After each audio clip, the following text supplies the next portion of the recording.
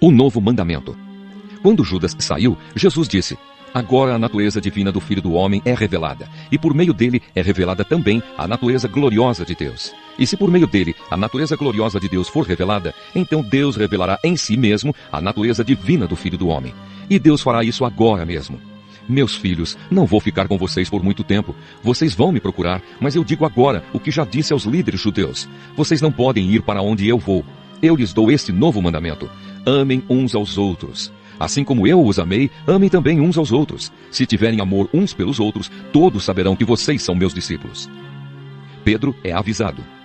Simão Pedro perguntou a Jesus: Senhor, para onde é que o Senhor vai? Jesus respondeu: você não pode ir agora para onde eu vou. Um dia você poderá me seguir. Pedro tornou a perguntar: Senhor, por que eu não posso segui-lo agora?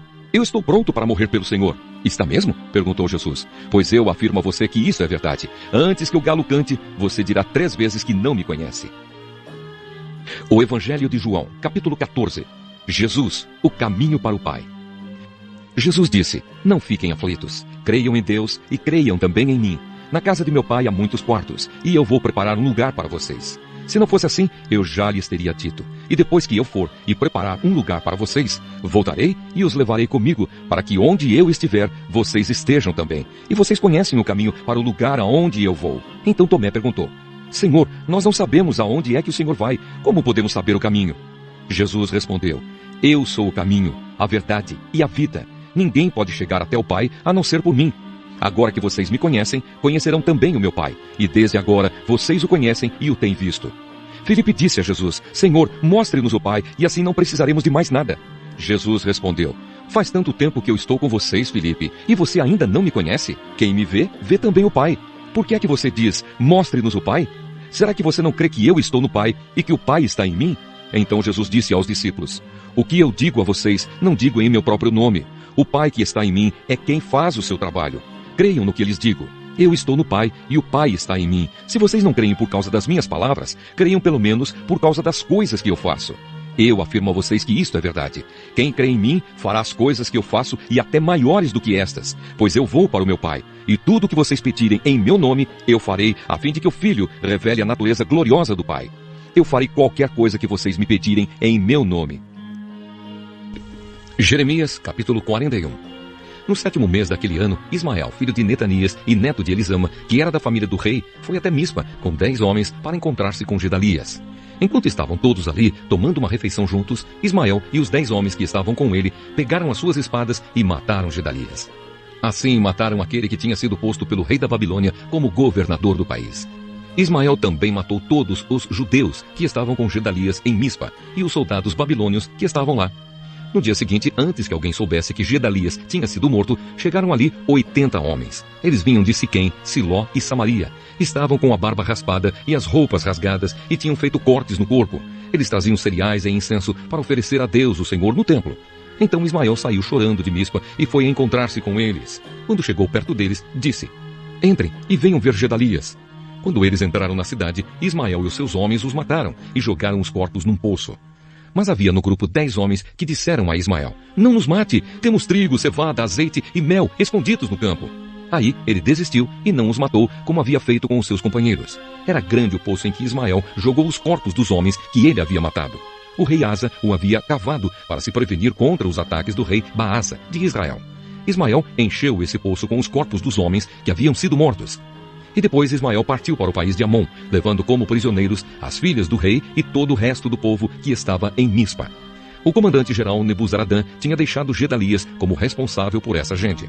Joanã, filho de Cariá, e todos os chefes do exército que estavam com ele ouviram falar do crime que Ismael havia cometido. Então reuniram seus soldados e foram combater contra Ismael. Eles o alcançaram perto do grande poço de Gibeão. Quando os prisioneiros de Ismael viram Joanã e os chefes do exército com ele, ficaram alegres. Aí viraram e correram para o lado de Joanã. Mas Ismael e 8 dos seus homens escaparam de Joanã e fugiram para o país de Amon. Então Joanã e os chefes do exército que estavam com ele reuniram os soldados, as mulheres, as crianças e os eunucos que Ismael havia levado de Mispa como prisioneiros depois de ter matado Gedalias. Assim, reuniram a gente que Joanã havia tomado de Ismael em Gibeão e partiram, parando um pouco em Jerutequimã, perto de Belém. Eles queriam ir até o Egito para fugir dos babilônios. Estavam com medo deles, porque Ismael tinha matado Gedalias, aquele que havia sido posto como governador do país pelo rei da Babilônia. Jeremias capítulo 42. Jeremias consulta a Deus. Então todos os chefes do exército e Joanã, filho de Cariá, e Azarias, filho de Osaías, e pessoas de todas as classes vieram falar comigo. Disseram o seguinte: por favor, Jeremias, atenda ao nosso pedido. Ore ao Senhor Deus por nós e por estes que foram deixados nesta terra. Antes nós éramos muitos, mas agora somos poucos, como você está vendo. Ore ao Senhor seu Deus para que mostre o caminho que devemos seguir e o que devemos fazer. Eu respondi: está bem, vou orar ao Senhor, o Deus de vocês, como pediram. Depois eu contarei o que ele disser. Não esconderei nada de vocês. Então eles disseram: que o Senhor Deus seja uma testemunha fiel e verdadeira contra nós, se não obedecermos a todas as ordens que ele nos der por meio de você. Gostemos ou não dessas ordens, nós obedeceremos ao Senhor nosso Deus, com quem você vai falar em nosso favor. Se obedecermos ao Senhor, tudo correrá bem para nós. A resposta de Deus. 10 dias depois, o Senhor Deus falou comigo.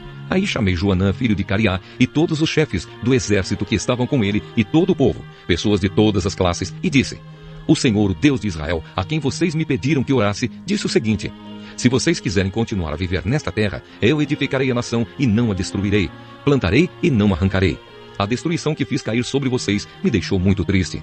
Não tenho mais medo do rei da Babilônia, pois estou com vocês. Eu os salvarei e os livrarei do poder dele. Sou eu, o Senhor, quem está falando. Terei pena de vocês e farei com que ele também tenha, e deixe que vivam nesta terra. Mas vocês que ficaram em Judá não devem desobedecer ao Senhor, seu Deus, mas devem concordar em morar nesta terra. Não digam assim: nós vamos morar no Egito, onde não teremos mais de enfrentar a guerra, nem ouvir o toque de atacar, nem passar fome. Se vocês falarem assim, então o Senhor Todo-Poderoso, Deus de Israel, dirá: se vocês estão mesmo resolvidos a viver no Egito, então vão ter de enfrentar a guerra de que vocês têm medo. A fome que vocês temem vai segui-los, e vocês morrerão no Egito. Todos os que estiverem resolvidos a viver no Egito morrerão na guerra, ou de fome ou de doença. Não sobrará ninguém. Ninguém escapará da desgraça que farei cair sobre vocês. O Senhor Todo-Poderoso, o Deus de Israel, diz: se vocês forem para o Egito, a minha ira e o meu furor cairão sobre vocês, como caíram sobre o povo de Jerusalém. Vocês vão se tornar uma coisa horrível e espantosa. Os outros zombarão de vocês e usarão o seu nome para rogar pragas, e vocês nunca mais verão este lugar. E eu disse ainda: o Senhor Deus disse que vocês que ficaram em Judá não devem ir para o Egito. Por isso, agora eu os aviso. Vocês estão cometendo um erro que pode lhes custar a vida. Vocês me mandaram falar com o Senhor nosso Deus e me disseram: ore ao Senhor por nós. Depois, conte-nos tudo o que ele disser que devemos fazer e nós faremos. Agora eu lhes contei tudo, mas vocês não estão obedecendo ao Senhor nosso Deus em nada do que ele me mandou dizer. Portanto, lembrem disto: vocês vão morrer na guerra, ou de fome, ou de doença, na terra, para onde querem ir e onde querem viver. Jeremias capítulo 43. Jeremias é levado para o Egito. Quando acabei de dizer ao povo tudo o que o Senhor seu Deus havia ordenado, Azarias, filho de Osaías, e Joanã, filho de Caiá, e todos os homens orgulhosos me disseram: você está mentindo, Jeremias. O Senhor nosso Deus não mandou você dizer que não devíamos ir morar no Egito. Baruque, filho de Nerias, é que está jogando você contra nós para nos entregar nas mãos dos babilônios, a fim de sermos mortos ou levados para a Babilônia. Assim Joanã e os oficiais do exército e todo o povo não quiseram obedecer à ordem que o Senhor Deus tinha dado para ficar em Judá. Então Joanã e os oficiais do exército levaram para o Egito todos os que haviam ficado em Judá. Levaram todas as pessoas que viviam em Judá e que tinham voltado das nações onde haviam sido espalhadas, homens, mulheres, crianças e as filhas do rei. Levaram todos os que o comandante-geral Nebuzaradã tinha deixado aos cuidados de Gedalias. E Baruque e eu também fomos obrigados a ir. Assim desobedeceram a Deus e foram para o Egito e chegaram até a cidade de Táfnis. Em Táfnis, Deus me disse: Jeremias, pegue algumas pedras grandes e enterre-as no barro que está no calçamento que fica em frente do palácio do governo, aqui na cidade. E deixe que alguns judeus vejam você fazer isso. Depois diga a eles o seguinte: eu, o Senhor Todo-Poderoso, o Deus de Israel, mandei vir o meu servo Nabucodonosor, rei da Babilônia. Ele vai pôr o seu trono em cima dessas pedras que você enterrou e vai armar a barraca real sobre elas. Nabucodonosor virá e derrotará o Egito. Os que tiverem de morrer de doença, morrerão de doença. Os que tiverem de cair prisioneiros, serão levados como prisioneiros. E os que tiverem de morrer na guerra, morrerão na guerra. Eu queimarei os templos dos deuses do Egito. Farei com que o rei da Babilônia ponha fogo nesses deuses e os leve embora.